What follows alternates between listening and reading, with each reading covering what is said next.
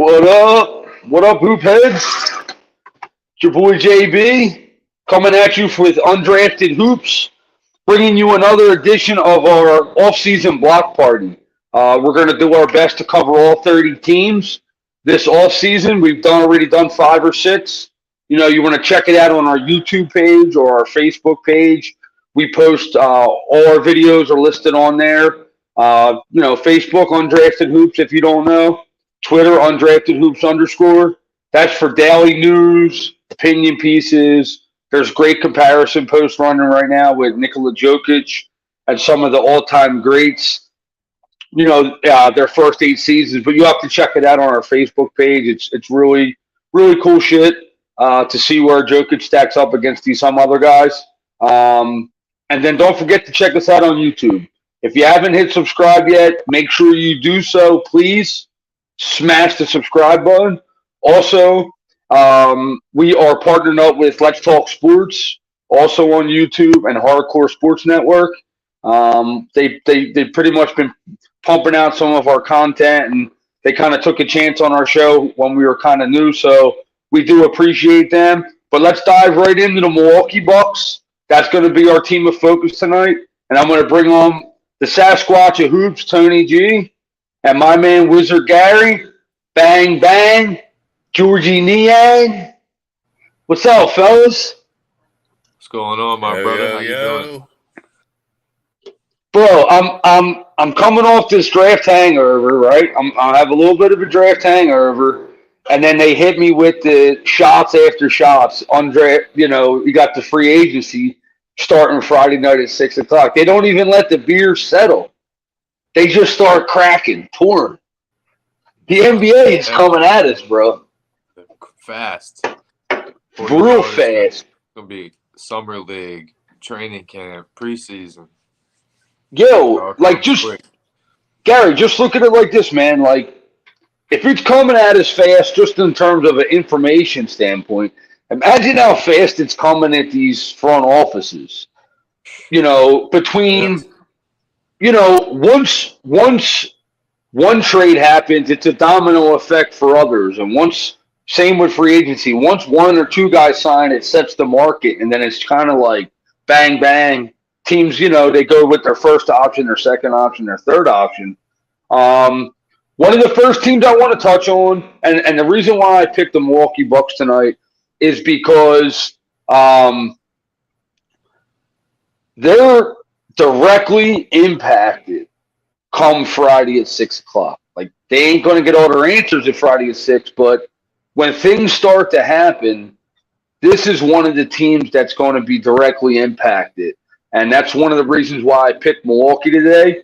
But before we get into their roster, I want to touch on their head coaching decision. They've parted ways with Coach Budenholzer, and they've brought in the assistant from Toronto, Adrian Griffin.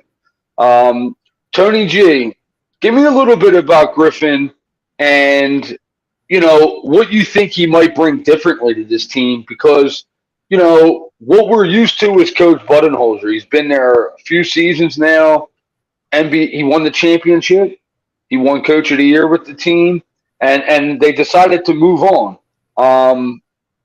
Is there anything you expect differently out of the gate, or you would wait and see approach with Coach Griffin?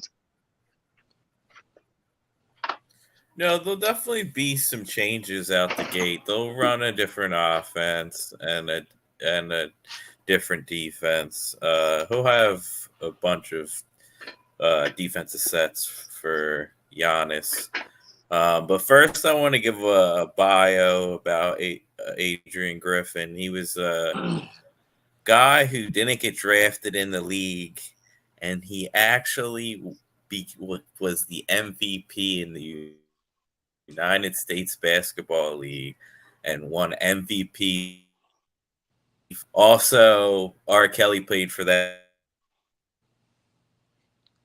Did you say R. Kelly? That team, no lie. No, your microphone cut out on my end. Saying no lie, true thing. Atlantic City Eagles, look them up. So then he made it to the NBA, played for started with the Celtics, finished with the Supersonics in 2008, and then immediately got into coaching, became an assistant for Scott Skiles, and then Tibbs, and then he What's up, became Jesse? the first assistant for the Magic in 15-16, and then he went to the Thunder. Everyone who went to the Thunder for a bit's getting upgrade this year. And then he went straight to the Raptors, and they said he was a huge part of their championship run. And this guy is dedicated. He's also the dad of AJ Griffin of the Hawks. But yeah, this dude is dedicated. He was How did I not know went to that? Greece with Giannis to watch he went to Greece and watched basketball with Giannis, pro basketball over there, spent time with them, really trying to get that family oriented build the Bucks and he's really just giving them a brand new energy, and it sucks. I loved Bud, and I really don't like the way that they fired him. Here, and his brother, was in a car crash. Like those few mistakes, maybe like it. You're mentally not going to make the right coaching decisions when something like that happens. So that kind of sucked. But I do think I'm pro Adrian Griffin. I think he'll do a good job. Yeah, I'm very curious. I know a couple of the guys were upset about Coach Bud being fired, the way he did. But I think, and Gary, I want to know your take on this. I think a lot of Milwaukee's moves in the next year or two are directly impacted to keeping Greek in Milwaukee. He's had multiple interviews over the last couple. And he's mentioned playing for other teams. He's even said Chicago, and he said he's had interest in it. If you're the president of basketball operations for the Milwaukee Bucks, are you bending every rod that comes your way to keep this man in fear the deer clothes, or do you have to draw a line at some point? I mean, he's arguably the best player in the NBA, so you have to bend and do everything humanly possible to keep Giannis in Milwaukee. He brought the franchise an NBA title. He's brought them close multiple times. He's got them. He's a top all-time player. You know what I mean? But yeah, they have to. But I mean, they also have to draw a line at the same time. But what's that line? That line is so far away because you like I was telling you the other day, they have to make commitments to their roster before Giannis even has to make a commitment to them. So they're in a very weird spot there in Milwaukee at the moment. Yeah, so when I heard the news broke about Coach Bud, and I was trying to explain to people, Giannis wants to compete for a championship at all costs. He's an ultimate competitor. It's in his nature. When I watch the dude play, I don't really think any accolades matter to him except for winning. That's the vibe I get from him. But being that where they are at, they were the 1 seed. There was some injuries. There was some off the court stuff, like Tony had mentioned about Coach Bud. But the wheels are kind of falling off, I think. They were hit the other day with the news that Chris Middleton opted out of his $40 million contract. That is semi-concerning to me, and we're going to jump right into this free agency. Then we're going to touch on their draft. The reason why it was concerning to me is He's 31 years old. He's coming off an injury-riddled season, and he seemed to have taken a backseat to Drew Holiday in terms of it's like Drew put on the Robin suit, took it off of Middleton, and he put it on. So for him to opt out, there's usually some sense of, is he going to be able to make more money going elsewhere or similar money over a period of time? What's your initial reaction to Middleton opting out? Or do you just see a foregone conclusion that he's just coming back? Because I'm starting to think that maybe not, truthfully. The more I think about it at his age and what he was able to bring to the table last year. Tony, I'm going to start with you. Give me your first, your first reaction to Middleton opting out. I always thought he was going to opt out because they can need him to compete. So they really actually needed him to opt out for their salary.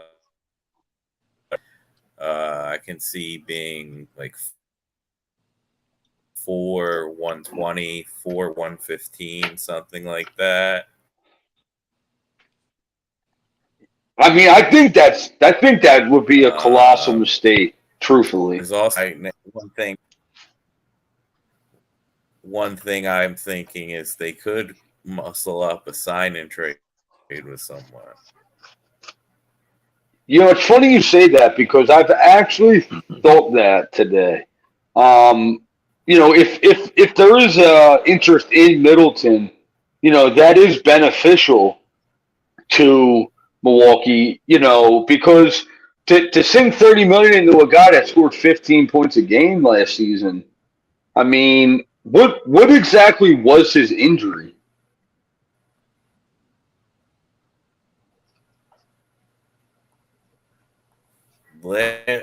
He had a wrist one the season before that, I believe.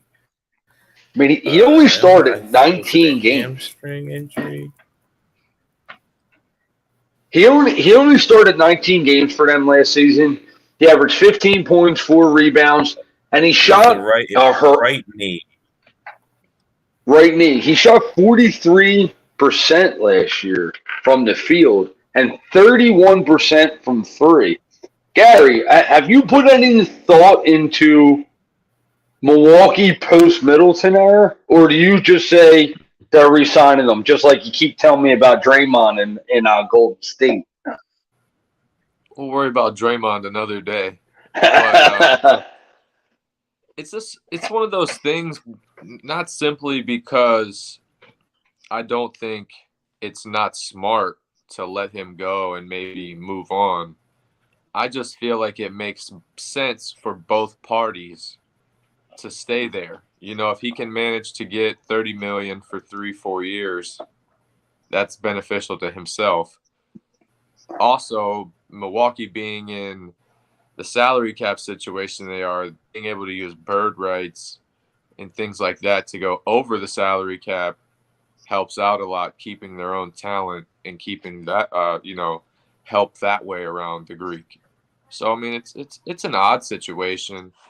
I don't think Middleton last year was truly Middleton due to injury, and he's more of a rhythm player. So he's got to be consistently playing to be able to be himself. So, I mean, I also agree with what Josh and other people are saying in the comments. 4 years is probably too long. If they can get like 3 years or 2 years, $70 million, maybe meet in the middle, that would be like perfect. I just find it, I'm staring down their salary cap, right? Right now, they currently only have 6 guys under salary. They have Giannis, Drew Holiday, Bobby Portis, Grayson Allen, Pat Connaughton, and then they have the young kid, Bouchant. I don't even know if I'm pronouncing that right. And another guy that comes off the books that I didn't mention was Brook Lopez.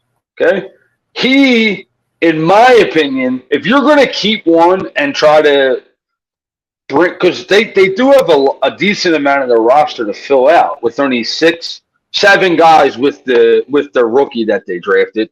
Brook Lopez, he was all defense. Was he first? What all defensive team did he get? First team? I think he was second team. Second team all defense?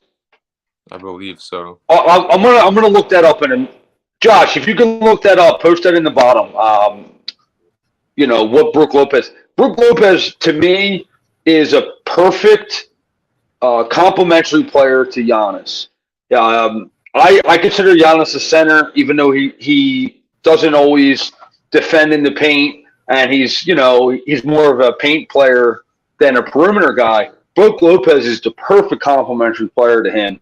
In terms of defense, being able to stretch the floor, very smart player.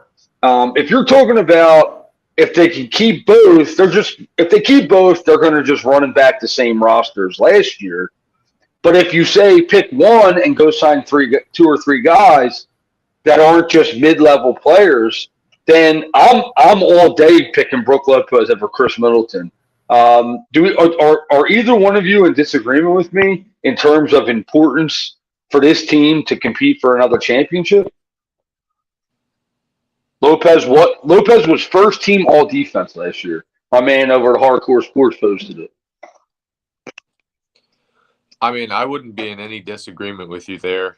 I believe Lopez is less of a liability on the health side of things. He's much bigger of an impact on the defensive side of things, and he's equally as dynamic on the offensive side of the ball. He's with his ability now to shoot threes. He gets on the outside pretty well. If you're gonna, it definitely has to be Middleton. I think Lopez is way more valuable to their team at this point. I seen a thing today, and I don't know if it was second team all defense in 2020 also. I don't know if he was the only player to ever do it or if he was the only player to do it multiple times. But I seen a stat today said Brook Lopez had 125 three-pointers made and over 125 blocks this season. I mean, when you're talking about the guys you want to play next to Giannis, Brook Lopez is glaringly. But when I say this, Brook Lopez is going to get paid, in my opinion, and you can't pay Brook 30, and I don't know if Brook's going to get 30, maybe 25, but you can't pay him and Middleton that much money. Brook Lopez only made $13 million last season. That dude's about to get fucking paid, bro. I know he's 35, but he's getting more than that from multiple teams. Tony, give me a little intel on Brook Lopez, because I haven't even seen his name mentioned except like a little bit with the Kings maybe have an interest, and that's my go-to right there. So tell me a little bit what you've seen from Brook Lopez, the rumor mill. So, I mean, that contract last year, he could have made more too on the market. He just decided to run it back. So they're probably most likely Middleton's going to try to take a cut and then bump up Lopez a little bit, and that's how they'll try to run it back, is how I see it. But other teams that wanted him, I'm trying to think. I did see someone. The Kings, bro. Blank. There ain't no way the Sacramento Kings ain't calling him. There was someone other than the Kings, but it was a lot. Like it might have been Orlando. But I just looked up Brook Lopez. So. Yeah, he's 34. He's 34 years old, and we're getting to the point where he's not going to get too many more contracts. So if someone just throws a little bit of a bag at him, like for like 2 or 3 seasons, I don't see it like where he has to say, I might move on.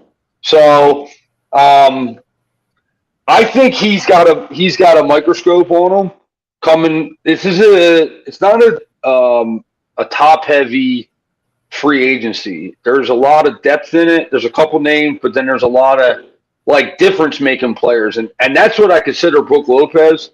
And I think with how the Celtics have improved already out of the gate, I mean, keeping Brook Lopez has to be top priority for Milwaukee, right?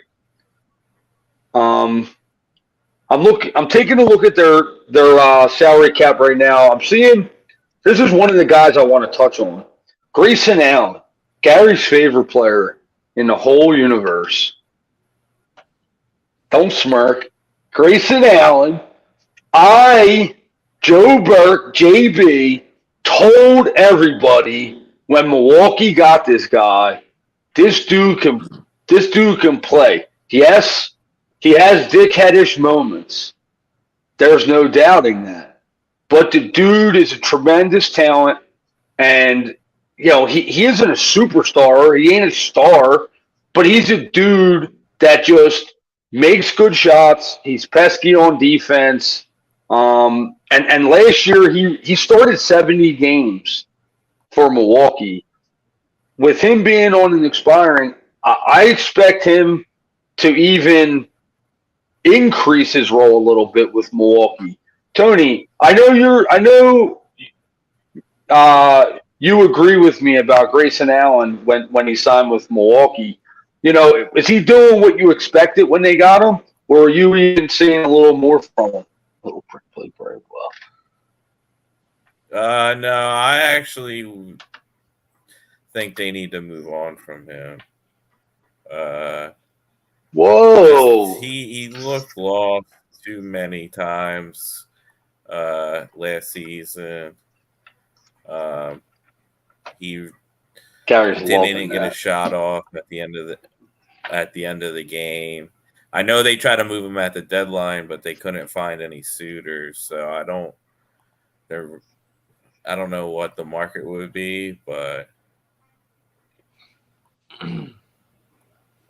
so are you thinking along the lines of that's like the one move I would try? Oh, I think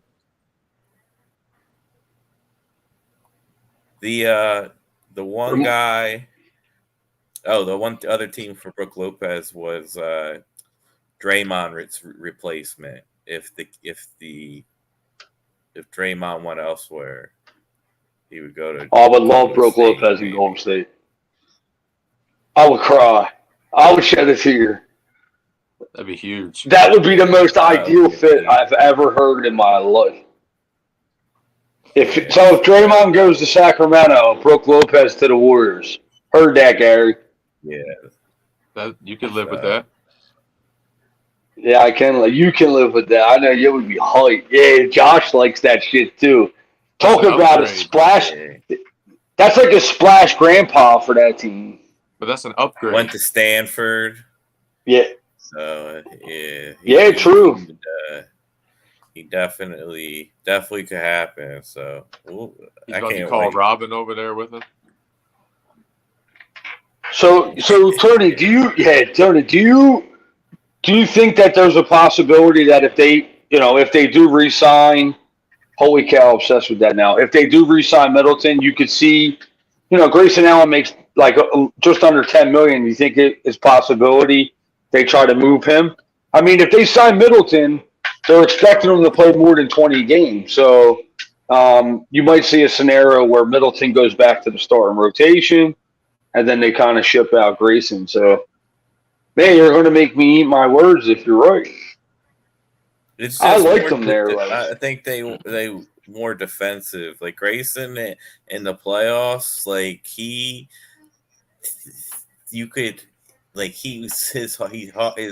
got the weak legs. It was he was jittery, like he was afraid to shoot, and he wasn't playing defense. That Heat culture got to him. But I think they just want to get another on-ball defender instead of Grayson Allen. So what's his name supposed to? Jay Crowder's going to probably re-sign on a vet minimum. He didn't really play much, but different coach, Jay Crowder. I know he deserves to get that question. Who? That's what I say when I hear Jay Crowder's name anymore. That dude, Yeah. he pissed me off, bro. He took off half a season and then more than half a season, and then he didn't get. He was frustrated. He was in and out of the rotation, but he wasn't really playing well. So, but on a vet, They didn't play. I mean, Giannis missed 2 playoff games. Yeah, and No, but Giannis missed 2 playoff games, and he still wasn't getting minutes. Like, to me, like, get rid of that's a dude where I don't even after what he did to Phoenix last year, crying because he lost his starting job. I'm done with that dude. Like, I have completely wrote off Jay Crowder from a guy I could ever root for again. And Tony, you know this too. I love Jay Crowder. He's a very good player. He's a good shooter situational wise. But after what he did to Coach Monty Williams, see, a coach leans on his veterans. That is the most unprofessional thing. Like you're upset you lost your job. That's your fucking fault, bro. You got to bring it. Then you're not going to show up because you lost your starting job. Like, nah, I can't. I can never root for a dude like that again. I can't even believe Giannis would play with a dude like that. That's got me. I'm angry now. Yeah, it's just because look at their. That's how I felt when they fired Coach Bud. Yeah. Yeah, no, that's very justifiable. I got you, Gary. So, like, that's the only reason, and they're just gonna say, "Oh, look at if we can get what Jay Crowder 3 years ago and play 15 minutes, that will help us." Or if he sucks, it doesn't really matter. We have a new coaching staff, so maybe they can work with him. And if he's really that bad, just kick him out. And they'll release him in the middle of the season. Since he's a min contract, like if he's really like that bad in the locker room, they'll waive him in 2 seconds. We got some Kai Soto love in the comments, bro. Yeah, let's go, Kai Soto.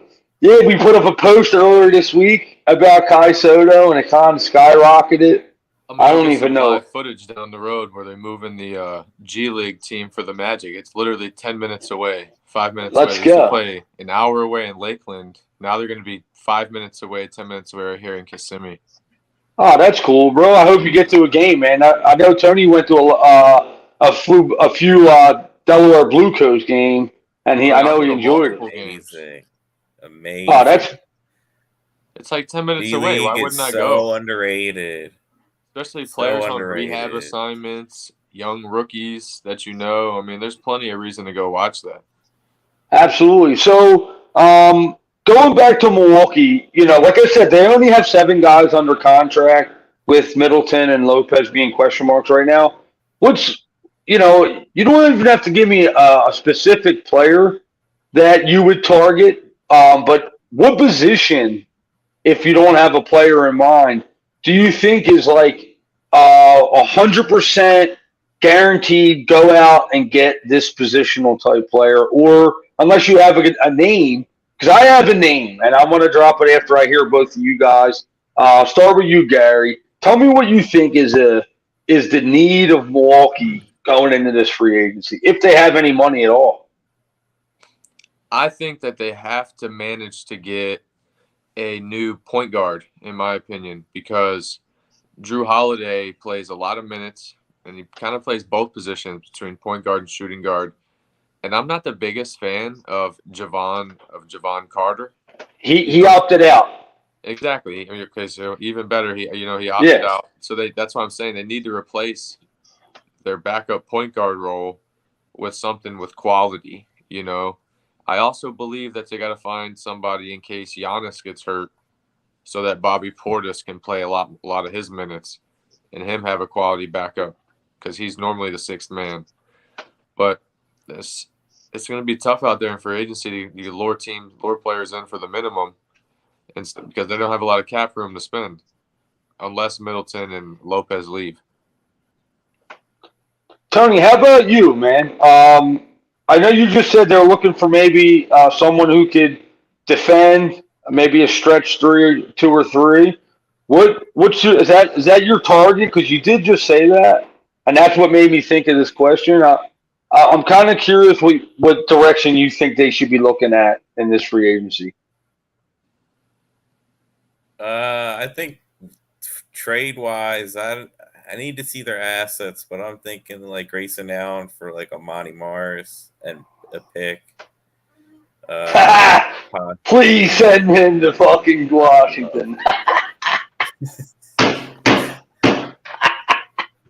I love that. Oh, that was so good. That was so good. Gary, if that happens, I'm getting you a Grayson jersey, bro. I'm gonna get his whole name on the jersey too, like Grayson Allen, like Giannis. They would never. Oh shit! Cody hits him with the Monty's Grayson swap. I'll die. I'll fucking die. Philly, man. He would fit in Philly. Bring his ass to Philly, bro. I love Grace. Give me Grayson Allen in Philly. Now, Tony, I gotta go. So, if you're talking in terms of making a trade, let me ask you a guy who I think would be a perfect fit. See, I'm all for letting Middleton just walk and try to spend like $25 million in free agency with two guys. I want to hit you with defending NBA champion Bruce Brown. How would you like that fit in Milwaukee? It's not a bad fit. I would love. He can play multiple positions. I would love Bruce there. That's the guy that as soon as I was looking at how much money they might have to spend in free agency, he was the first name that kind of just stood out at me. And I love the fit. I think if you're looking to maybe upgrade defensively, what's a better way to go with Bruce? Especially, I mean, Middleton's okay, but I mean, I just watched Bruce lock up. What do you think about that? How about a guy like Caris LeVert?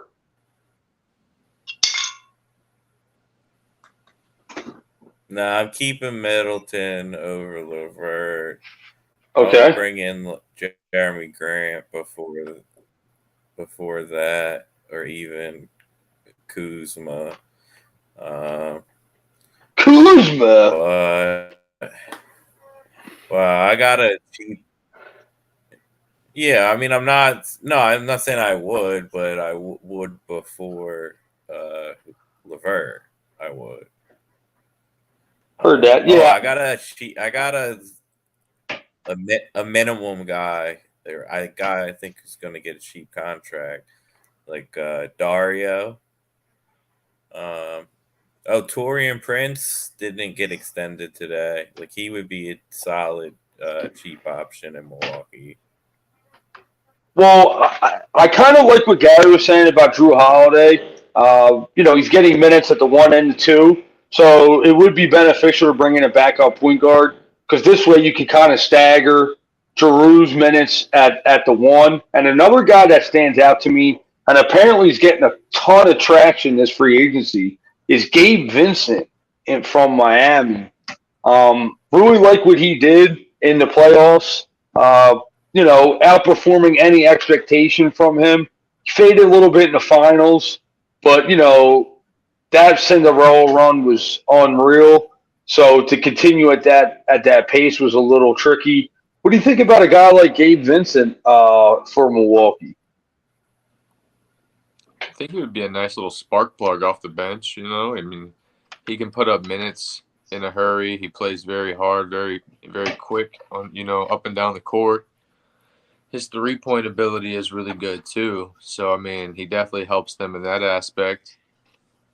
I mean, I don't know if Miami's going to let him go. He may stay and try to win in there again, but he can also get a pretty good payday, I believe, on the market. Gary, I don't know if Miami has an option. I mean, I was looking at their salary cap. They're locked up. So I think that's one of the guys they actually might lose. Is Lowry a free agent also? No, he's still owed 20. Left. Max's hot name right now. Oh, hold up, Tony. Gary just made an interesting point though. Kyle Lowry, there's been rumors of his name being flirted with being waived. Man, Kyle Lowry would be a hard-nosed backup for the Milwaukee Bucks, bro. I love that. I fucking love that.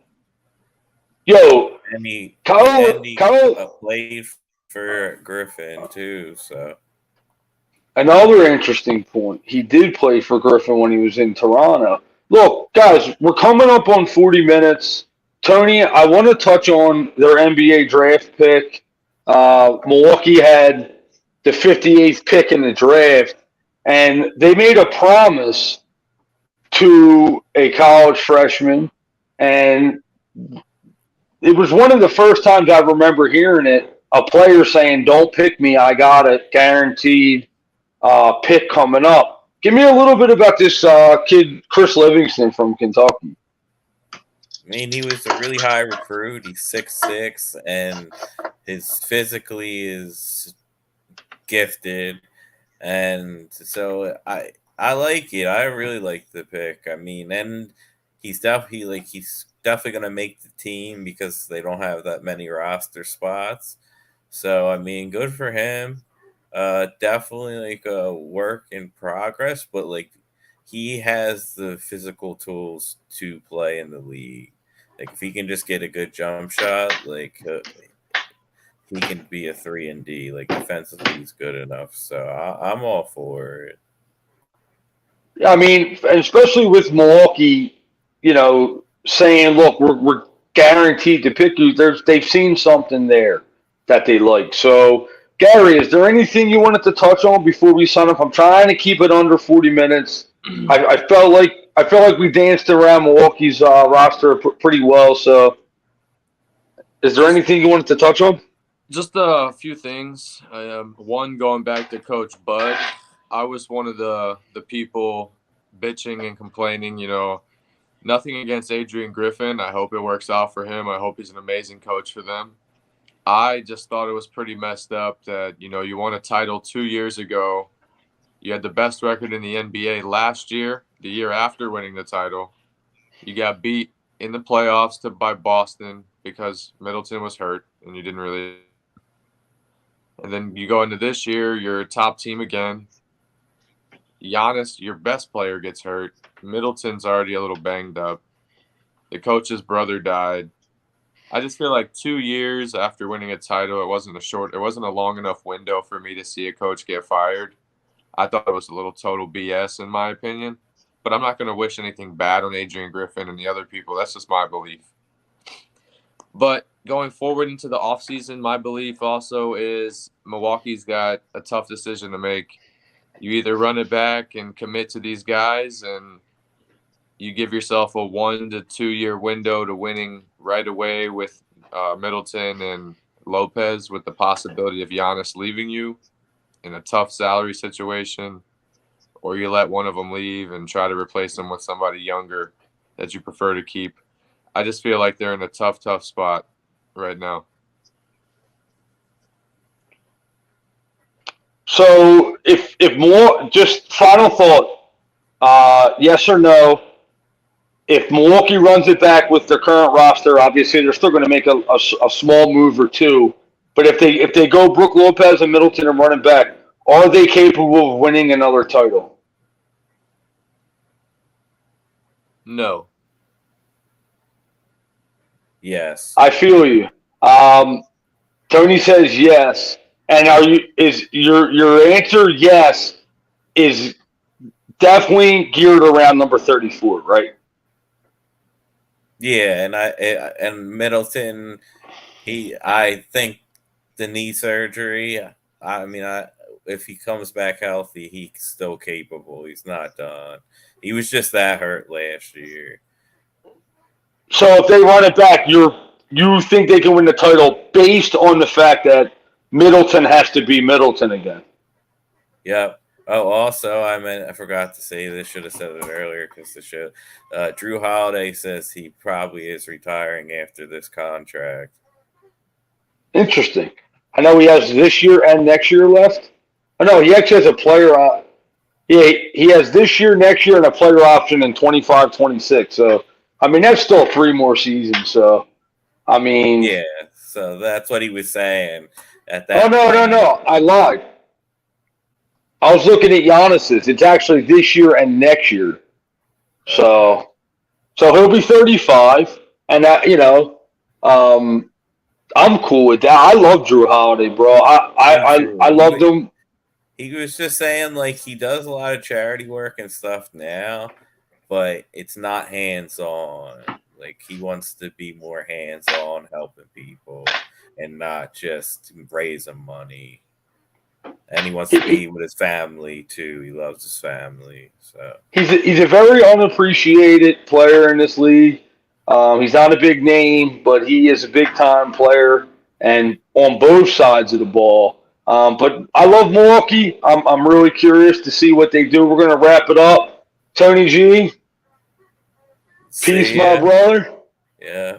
A couple more nights, we'll knock this back out. Gary, Wizard Gary, I know you wanted to talk Wizards tonight, but I Nah, wanted to man. pivot. We'll get You there want to when we talk get Wizards there. every night. It's it. We'll get there when we get there.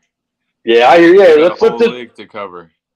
let's let the Wizards settle down a little bit. They've been a little wild lately, so let's let them settle in, and then when we get settled in, we'll talk some more Wizards. Exactly. We'll focus on the top dogs of the league right now. When the dust settles from the offseason, we'll worry about the Wizards.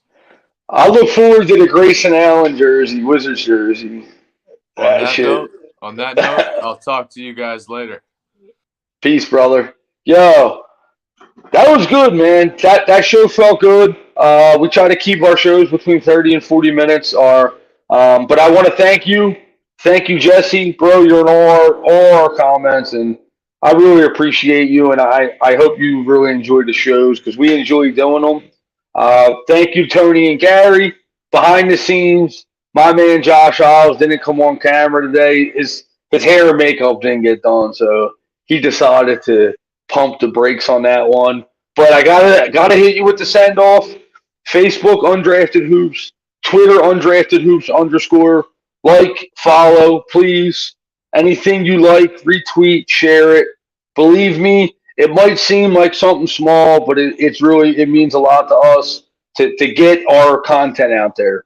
Also, if you haven't subscribed to our YouTube channel yet, please do so. Smash the subscribe button. Tell your friends about it. Like I said, 1 or 2 follows might not seem like a big deal, but we appreciate every one of them 1, 2 follows. So with that being said, I gotta hit you with it. Even though it's a Buck show, fear the deer, fuck the Celtics every time.